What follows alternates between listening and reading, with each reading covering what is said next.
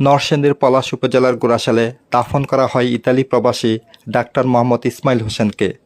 আজ শুক্রবার 14 নভেম্বর বেলা 2টায় গোড়াশাল পৌর এলাকার বাগদি গ্রামের দক্ষিণ পাড়ায় মা বাবার পাশাপাশি কবরে তাকে দাফন করা হয়। ইসমাইল হোসেন ছিলেন একজন অবসরপ্রাপ্ত সরকারি ডাক্তার ও তার বাবা প্রয়াত আবু সাইদ প্রধান ছিলেন গ্রাম সরকার।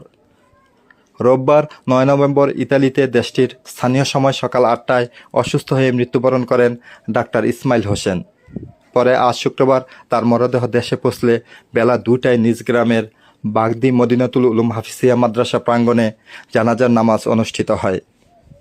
এ সময় উপস্থিত ছিলেন নরসিংদী জেলা বিএনপির সহসভাপতি ও জসকটের পিপি অ্যাডভোকেট আব্দুল বাসেত ভূঁইয়া।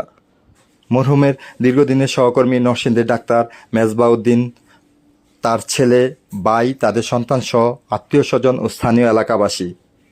জানাজার নামাজের আগে আব্দুল বাসেত ভূঁইয়া বলেন, আমাদের একটা সংগঠন আছে পলাশ জনকল্যাণ ফাউন্ডেশন, সেই সংগঠনের সাথে ইসমাইল ডাক্তার ওতপ্রোতভাবে জড়িত। আমি সেই সংগঠনের সভাপতি এবং এই সংগঠনের সাধারণ সম্পাদক প্রফেসর নুরুল আলম তিনিও আছেন এবং উপদেষ্টা অনেকেই এই সংগঠনের সাথে যারা জড়িত তারা আজকে তার জানাজার কথা শুনে এই জানাজাতে এসেছে এবং সে যে পেশার সাথে জড়িত ছিল তার বন্ধু বান্ধব অনেকে আজকে এই জানাজায় এসেছেন। আমি তার বিধি আত্মার মাগফিরাত কামনা করি, সে যাতে জান্নাতবাসী হয়। আপনারা তার জন্য দোয়া করবেন। সে অত্যন্ত ভালো মানুষ ছিলেন এবং সে যাতে জান্নাতবাসী হয়।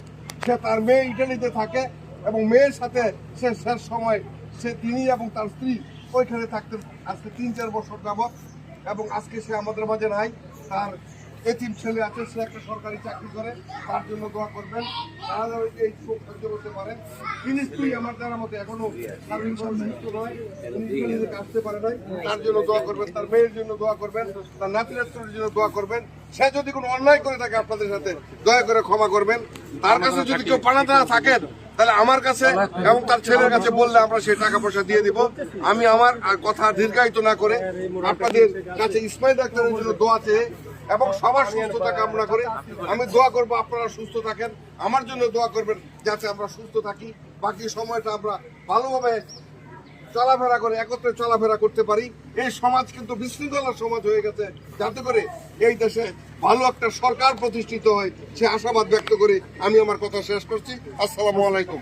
ডাক্তার মেজবাউদ্দিন বলেন, মরহুম আমার খুব ঘনিষ্ঠ বন্ধু, চাকরি সূত্রে আমরা দীর্ঘদিন একসাথে চলাফেরা করেছি এবং নরসিংদী একই বাসায়, সে 3 তলায় থাকতো, আমি 2 তলায় থাকতাম।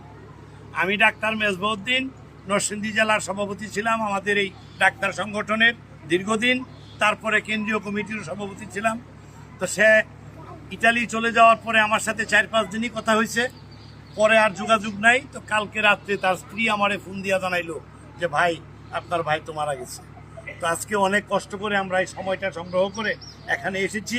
আল্লাহর কাছে দোয়া করি আল্লাহ তাকে সকল খারাপির থেকে আল্লাহ তাকে মাফ করে দেখ, তাকে বেহেশত নসিব করুক।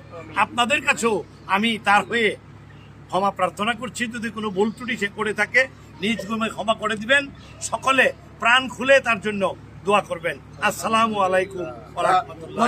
ডাক্তার ইসমাইল হোসেনের ভাই সাবেক সেনা সদস্য অবসরপ্রাপ্ত নজরুল ইসলাম বলেন, আসসালামু আলাইকুম সম্মানিত মুসল্লিগণ, মৃত ব্যক্তি আমার বড় ভাই। বললে ভালো হবে, তুমি পরে বলবে।